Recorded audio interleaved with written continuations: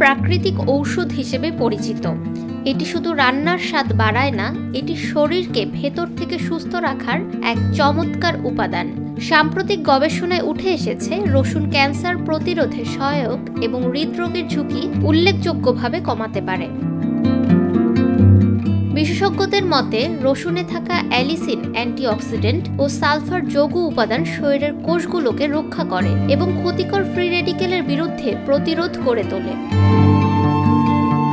এই উপাদানগুলো ক্যান্সার কোষের বৃদ্ধি কমায় এবং শরীরের রোগ প্রতিরোধ ক্ষমতা বাড়ায়। এটি প্রতিদিনের খাদ্য তালিকায় রাখলে অনেক উপকার পাওয়া যায়।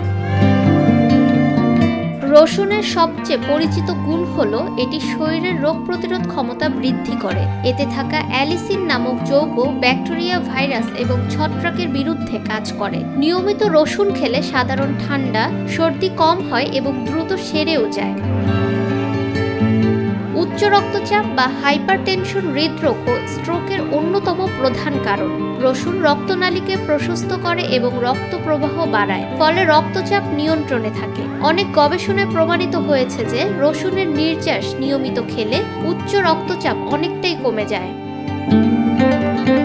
রসুন হৃদরোগ প্রতিরোধে কার্যকর ভূমিকা রাখে। এটি শরীরের খারাপ কোলেস্টেরল এলডিএল কমাতে সাহায্য করে এবং ভালো কোলেস্টেরল এইচডিএল বজায় রাখে। পাশাপাশি রক্ত জমাট বাঁধা প্রতিরোধ করে, যা হার্ট অ্যাটাক ও স্ট্রোক প্রতিরোধে সাহায্য করে। এই কারণে রসুনকে হৃদরোগের প্রাকৃতিক প্রতিকার বলা হয়।